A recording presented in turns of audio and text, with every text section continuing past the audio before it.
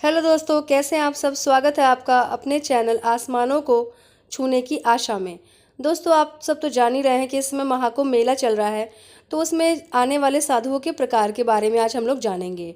महाकुंभ मेले में आने वाले साधु संतों का आकर्षण पूरी दुनिया के लिए अनोखा होता है।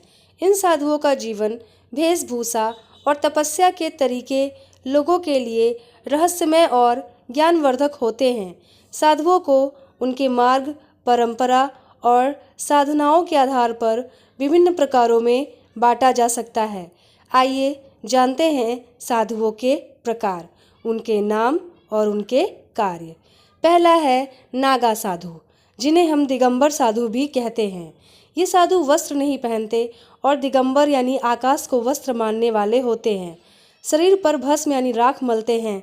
सांसारिक मोह माया से दूर रहकर तपस्या करते हैं। वेदांत, संन्यास और वैराग्य का प्रचार करते हैं।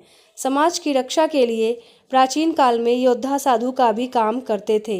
ये महाकुंभ के मुख्य आकर्षण होते हैं और शाही स्नान में सबसे पहले गंगा स्नान करते हैं। दूसरा है अवधूत साधु। ये साधु सामान्यतः बिना किसी बंधन के रहते हैं। कुछ वस्त्र पहनते हैं तो कुछ पूरी तरह नंगे रहते हैं। ये बहुत ही साधारण जीवन जीते हैं। ध्यान, योग और समाधि में लीन रहते हैं। समाज में भिक्षा मांगकर जीवन यापन करते हैं और भगवान के नाम का प्रचार करते हैं। तीसरा है अघोरी साधु। अघोरी साधु शमशान घाट में रहते हैं। काले कपड़े पहनते हैं या फिर नंगे रहते हैं और खुद को भस्म से ढकते हैं। शिव की उपासना करते हैं और शमशान में साधना करते हैं। वे मृत्यु को जीवन का अंतिम सत्य मानते हैं और अज्ञानी लोगों के डर को दूर करते हैं। कई बार ये समाज से अलग थलग भी रहते हैं। चौथा है सन्यासी साधु। ये भगवा कपड़े पहनते हैं और गेरुआ रंग का वस्त्र धारण करते हैं। समाज को आध्यात्मिक मार्गदर्शन देते हैं। भजन, कीर्तन, पूजा पाठ और योग का प्रचार करते हैं। ये सांसारिक जीवन छोड़कर ईश्वर की भक्ति में लीन रहते हैं। पांचवा है परमहंस साधु।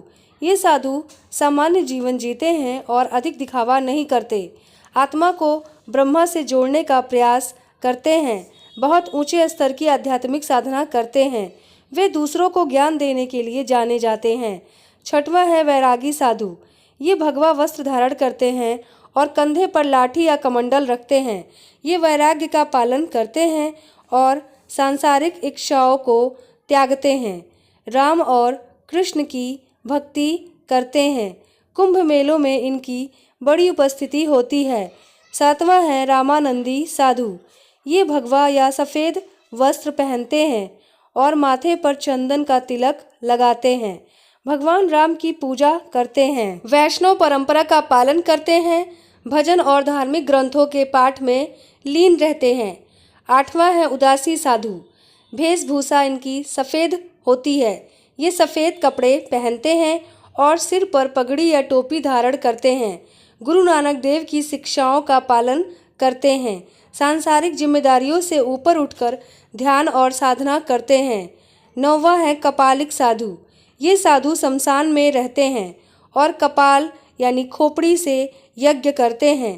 तंत्र और अघोर साधना करते हैं। ये शिव और काली की उपासना करते हैं। 10वां है शैव साधु। शिवलिंग या त्रिशूल का चिन्ह रखते हैं और शिव के भक्त होते हैं। भगवान शिव की भक्ति में लीन रहते हैं। गंगा नदी और हिमालय के प्रति विशेष श्रद्धा रखते हैं। 11वां है वैष्णव साधु। ये माथे पर चंदन की तिलक लगाते हैं और भगवान विष्णु के उपासक होते हैं। श्रीमद् भगवत गीता और विष्णु सहस्त्र नाम का पाठ करते हैं। भजन और कीर्तन के माध्यम से भगवान का प्रचार करते हैं। 12वां है कान्हा पंथी साधु।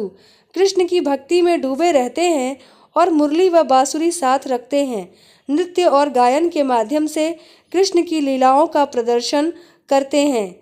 साधुओं की भूमिका और महत्व के बारे में जानेंगे। पहला है आध्यात्मिक मार्गदर्शन। समाज को धर्म और ध्यान का रास्ता दिखाते हैं। धार्मिक परंपराओं का संरक्षण। वेदों और पुराणों की परंपरा को जीवित रखते हैं। तीसरा है मनोबल बढ़ाना। साधुओं की तपस्या से समाज को नैतिक और आध्यात्मिक प्रेरणा मिलती है। चौथा है कुंभ का विशेष आकर्षण। महाकुंभ में उनकी उपस्थिति संस्कृति और धर्म का प्रतीक है। महाकुंभ में साधुओं का विशेष महत्व है। ये साधु केवल धार्मिक व्यक्ति नहीं बल्कि समाज को प्रेरणा और नैतिकता की ओर ले जाने वाले दीप स्तंभ हैं। दोस्तों, अगर आपको हमारी वीडियो पसंद आ रही हो तो कृपया हमारे चैनल को सब्सक्राइब करें और कमेंट में हर हर महादेव लिखना ना भूलें। धन्यवाद।